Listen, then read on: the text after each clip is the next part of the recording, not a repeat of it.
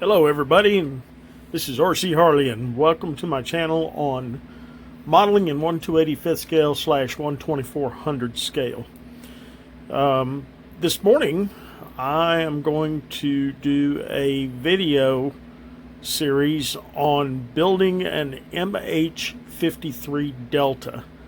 I'm going to be using the GHQ model product number AC38 MH-53J Pavelo in 1/285th scale. I'm going to be building this for a friend of mine, Scott Price. If you get a chance to go view his YouTube channel, it's MH-53 Vet on YouTube. I recommend you go over there and look at some of his 1/2400 scale stuff that he has. So anyway, today I'm going to be looking at an unboxing of the MH-53J Pavelo. I already have one of mine that is built. I just want to let you know that this model that is built right here is not the way the model is recommended to be put together. I have done some modifications to it. The rotor blade system on it is magnetic, and that way I can take the blades off, put the blades on. Makes easier storage for me. And I have another video on installing magnetic rotors on the helicopters if you want to zip over there and take a look at that one. So anyway, I just set this out here just to let you take a look at the assembled model. This is the MH-53J Pavelo. It has the avionics on the front of it. It is a U.S. Air Force bird. And I've built the ramp to where the ramp is down on it. Done a couple of other modifications on it and stuff like that. But anyway, that's another video for another time. What we're going to do with this MH-53J is we are going to make a CH-53 Delta in the U.S. Navy version, which is a minesweeper. So follow along with me on this, and as time goes by, we will show you how R.C. Harley built it. Alright, as we break into the package here, you'll notice that it comes in a cardboard backed clear plastic container. It's a decent little container. It seems to hold the models very well. When you first open it up, you'll notice here that there are some instructions on how GHQ recommends that you put it together. You will also notice that these models now come with brass rotors, which I really like these brass rotors. I also make a clear plastic disc that's magnetic that I can put on there, so that when it's on a game table or on a diorama or something like that, if I don't want to take a chance on messing these rotors up, then I can, switch out rotors and keep it safe. So that being said, we're going to remove the foam backing here, and we're going to take a look at the parts as they came directly from GHQ. The first thing I notice whenever I open up the box here is the rotor hubs. I think Scott calls it the beanie. It goes on top of the blades. There's two of them here, so that means there's an extra one. That's really nice. You have two extra top rear hatches and two extra ramps that go on the bird.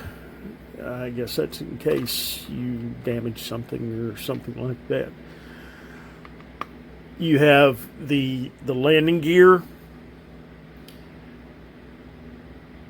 which of course goes on the bottom of the bird, and then these are fuel probes.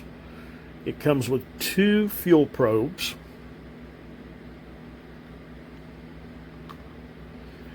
This is the bottom surface of the helicopter. The detail is really nice on it. You can see the bottom hook hatch, if my phone will focus. You can see the bottom hatch where the pintle hook and everything's at for the prototype helicopter. You have the top engine cowling with the standard GHQ manufactured rotor hub mount. You have two engines, port side and starboard side engines that come with it. And I think this is kind of a neat detail here, is the tail section of the helicopter comes separate from the rest of the frame. And I am pretty sure this is so that if you want to build the helicopter in a folded manner, you know, like for a hangar scene or something like that, you can mount it up like that. I may take this and magnetize it, because Scott said something about he wants a helicopter also that can be in a folded position. This is the main fuselage of the helicopter. You can see where it's printed GHQ on the bottom of it, and where the landing gear goes, and basically where most of the parts go on here. It's not really rocket science how to put this together. I like the detail on the GHQ castings. I have noticed, if I could say anything to the contrary about GHQ's castings, is I noticed there are a lot of mold lines on it, and from some of my research, I've had others tell me that as the molds progress through their life, the mold lines start giving just a little bit, and it's nothing that cannot be filed off or sanded or, you know, modified, and I will be showing you this as we go along on the video. But we're going to remove the avionics section off the front of the helicopter, because the Navy birds, from what I understand, didn't have the avionics. The only ones that had the avionics package on it was the Air Force version. And again, these are going to be Navy minesweepers. So, that being said, let's go ahead and continue with the build. When I'm building one of my models, I like to take the clear plastic box that it came in, and I take all of the appropriate parts that I'm not using at the time, and I place them inside this plastic container. This way things don't get lost.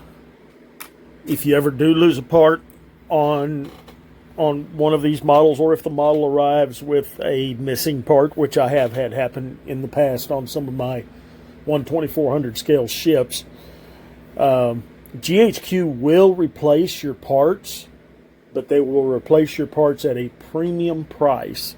You'll need to check with GHQ for pricing and shipping information for any replacement parts that you may need for your models.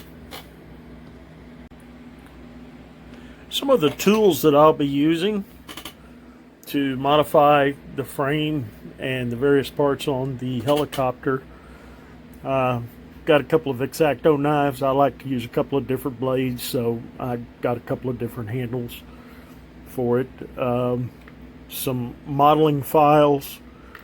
These are cheap little modeling files that you can find at most hobby craft stores, and they're not the best in the world, but they will take off the metal that's on there. Okay, I have used the nippers, and I have taken off most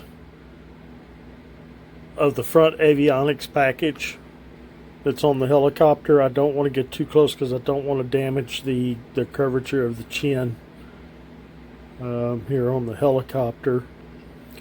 So I took it down with the nippers just as much as I feel safe doing it.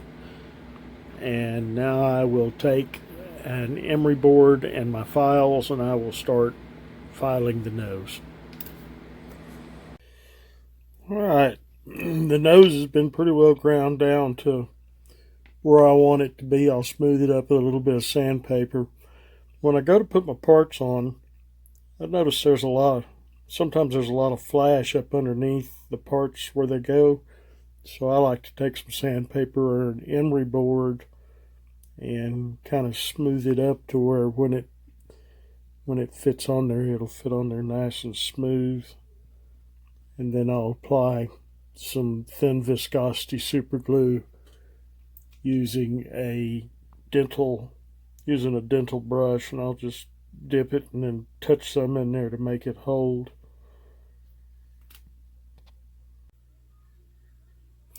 Okay, I've got the second helicopter underway. The nose is trimmed, and what I've done here that I've told a lot of people about in the past is I trim off the original rotor hub on these helicopters, and I've installed magnets, so the rotors will be able to snap right onto the helicopter, and it also makes them removable and interchangeable. So once I get the rotor heads built on these helicopters, this is actually my rotor set that goes with my Pavlo that I have here. But like I say, makes them interchangeable, and I think it just looks really great. And that way I could add some plastic rotors later on if I ever want to use them in a game or something like that and not damage these beautiful rotor blades. I put a magnet also in the rotor hub, and you gotta watch out for the direction that the magnets are put in so that they set correctly, of course.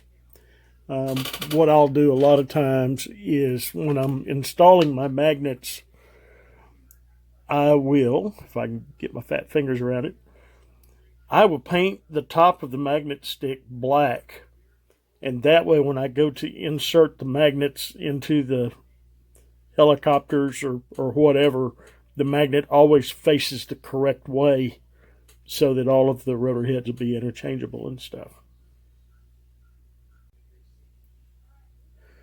Okay, moving on with the 53 build here. We've put on the bottom deck now. We put on the main deck and the ramps. And these are going to be Scott Price's helicopters, and he wanted his rear deck open and wanted the ramp level, so that's what we did here. Is we just put the ramps on level, and we're going to continue on. All right, in the next stage, I just did the basic instructions and mounted the engines to the center pylon of the helicopter with some thin viscosity super glue. And we're going to let that dry, and then we'll continue on to the next step. All right, in the next step, I went ahead and glued the tail rotor onto the helicopter, and I took a piece of foam, cut a slot out of it to make a kind of like a jig, a holding jig to hold the helicopter upside down while I work on the bottom side of it, and that way nothing gets damaged. So I'm going to put the landing gear on and going to put the front fuel probe on. Okay, so we finished the landing gear and also drilled a hole and mounted a magnetic piece in the bottom so we can mount it on a flight stand. What we want to do now is build the rotor head, and what I ended up doing was I took the hubs off of the sprue, the rotor hubs off the sprue, and I took some fine emery board and I sanded all of the tabs so that it would give them a rough surface. So when I go put the blades on, the super glue will hold it. At the same time, I took a correct size drill bit, and this is going to depend on what sized magnets that you use, but I drilled the center hole out to fit a neodymium magnet, and then we'll put a drop of super glue in there, and then we'll put one of the neodymium magnets in the hole and super glue it there. When you do this, make sure that you have the correct polarity to the helicopter, so that whenever you get ready to snap the blades on, that it'll actually, snap. So anyway, we're going to do that, and we'll be back in just a moment. While we're sitting here waiting on the glue to dry on the rotor hubs, just to reiterate that we've put a magnetic piece in the center to make the rotator magnetic. The glue that I like to use for installing the magnets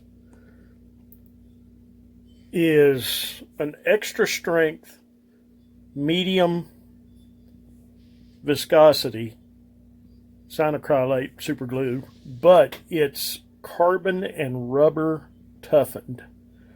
So it's got some carbon in it to make it stronger, and it's also got a little bit of rubber in it to make it a little more forgiving, a little more flexible. And for doing the general assembly of my stuff, I like to use just the regular flexible thin super glue. So you can get these online at Amazon. I like to get mine at Hobbytown, USA, on Mockingbird Lane in Dallas, and there's a phone number if you want to contact them. When you contact them, let them know that RC Harley sent you.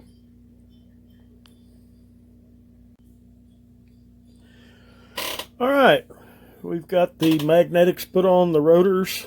All of the rotors are secured. They've been double glued, and got the fuel probes put on. So I believe these birds are ready for prime and paint. This is my first video using video editing software and everything, so if it's choppy or if it wasn't easy to follow, let me know in the comments down below what I can fix, what I can improve on. I just wanted to set these two here. These are for Scott Price, and this is my helicopter, which is an MH-53J Pavelo, and what I did was modified these over to two MH-53 Delta Navy minesweeping aircraft. I'll do a separate video later on painting and decaling them. I hope you enjoyed the video, and if you have any questions or comments, please feel free to leave them down below. And if you liked it, click the thumbs up and give me a subscribe to my channel for future videos that I'll have coming out. This is RC Harley.